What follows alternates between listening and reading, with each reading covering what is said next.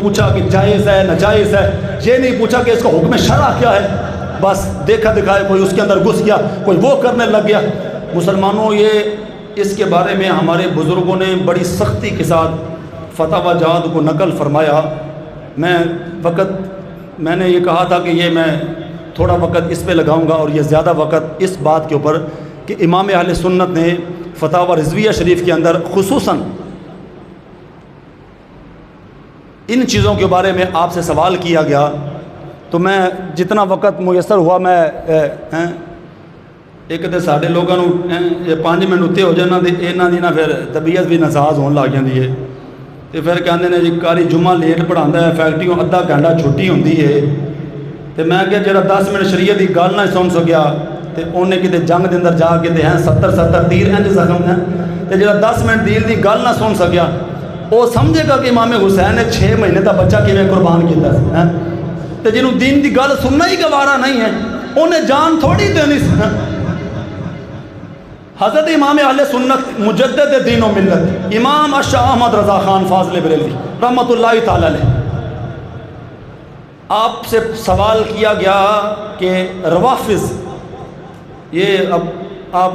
پتہ نہیں آپ نے کبھی یہ لفظ بھی سنا ہے یا نہیں سنا، رافضی،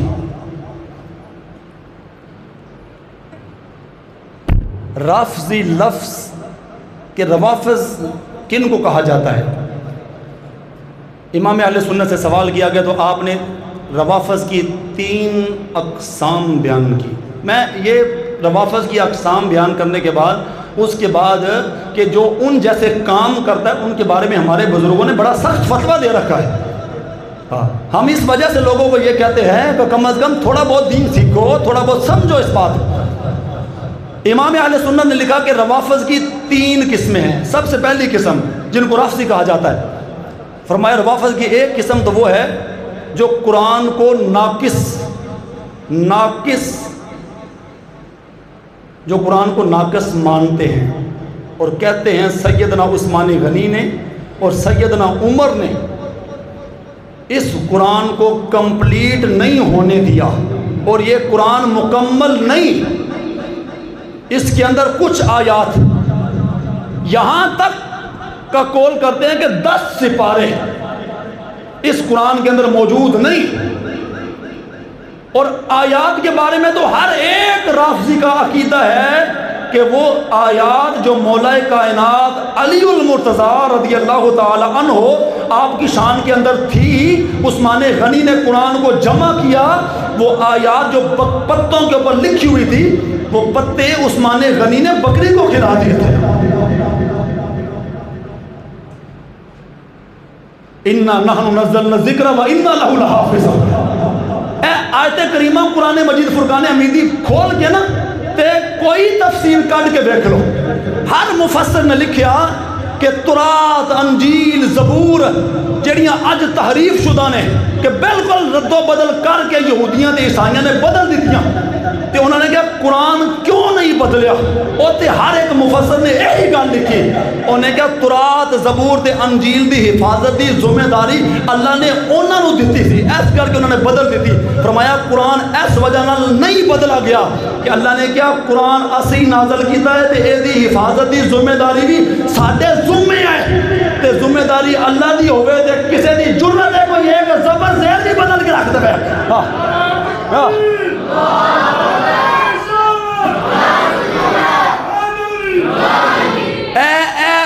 جڑا بندہ کول کرنا لے نا کم از کم انہوں نے ایک سوال ضرور پوچھنا، انہوں کہی یار اچھا بالفرض اگر تیری گل میں تھوڑی دیر واسطے مان لواں کہ عثمان غنی نے وہ پتے بکری نو کھوا دیتے، تے دسی ذرا دل تے ہاتھ رکھ کے کہ جڑا مولا کائنات جدوں آپ خلیفہ بنے انہوں نے چاہیے سی نا کہ جڑیاں آیتاں عثمان غنی نے قرآن چ نہیں پائیاں علی نو چاہیے سی او آیتاں وچ پا کے تے قرآن مکمل کر کے تے اس امت نو پہنچا دے ہیں۔ او بکری دے پتے تے بکری کھا گئی نا، کیا علی نو آیتاں یاد نہیں سی او قرآن دیاں جڑیاں بکری دے پتے؟ اوے علی نو تے قرآن اینا یاد سی، فرماندے سن میں کوڑے تے سوار ہوواں تے ایک رکاب جو پیر پاواں تے الف لام تو قرآن شروع کراں تے دوجی رکاب تے پیر تاں پاواں ورنہ سارا ہی قرآن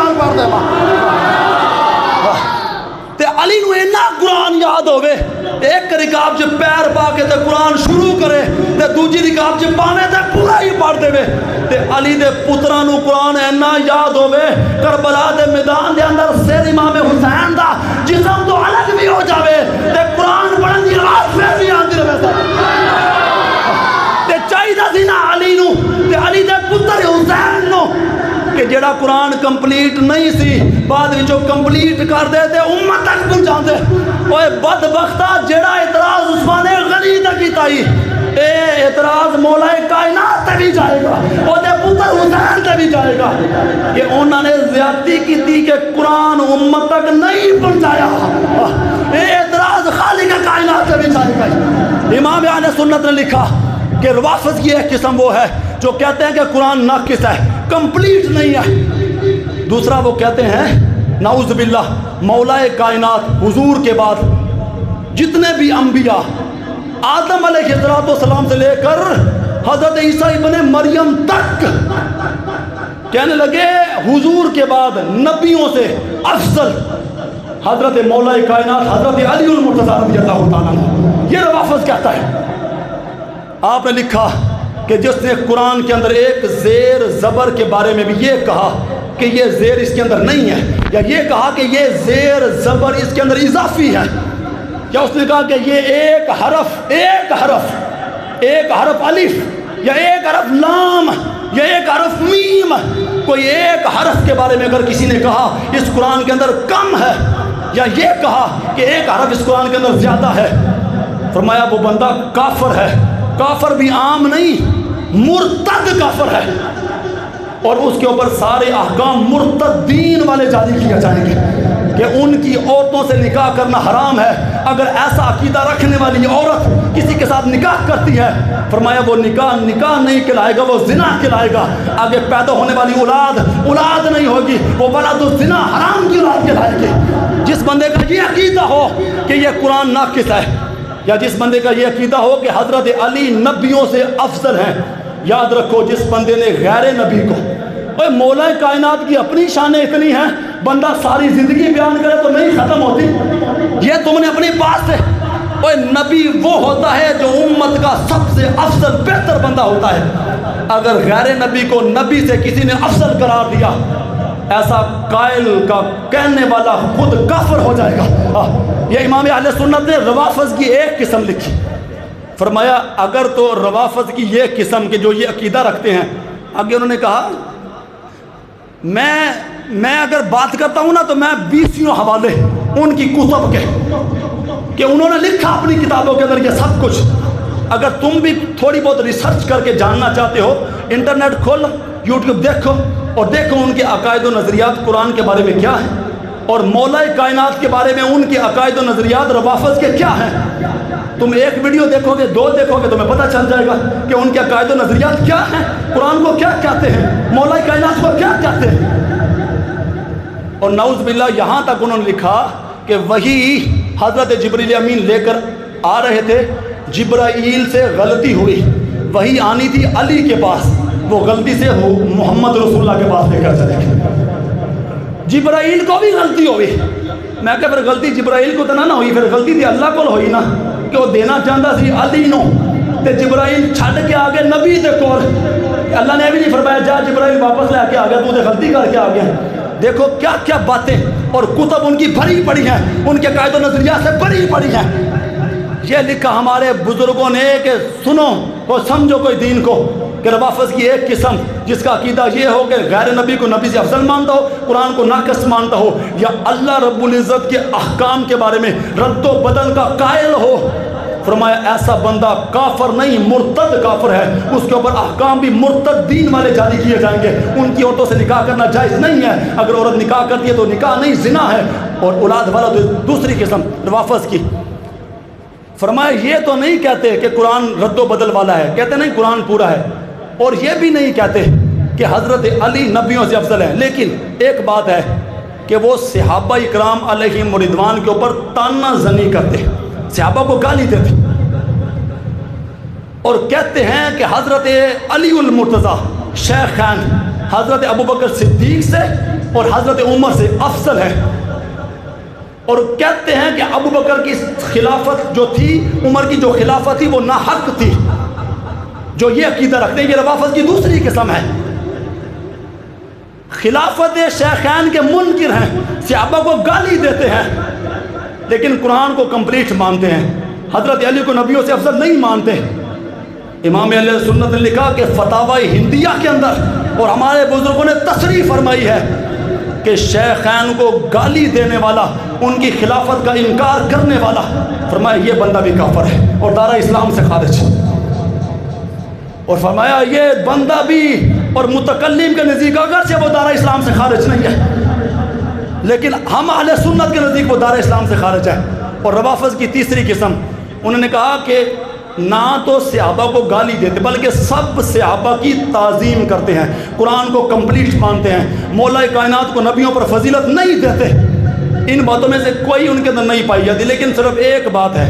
وہ کہتے ہیں نہیں سیدنا صدیق اکبر حضور کے بعد افضل نہیں، افضل حضور کے بعد مولا کائنات علی المرتضیٰ ہیں. صرف ایک بات، حضرت علی کو سیدنا صدیق اکبر پر، حضرت عمر پر فضیلت دیتے ہیں.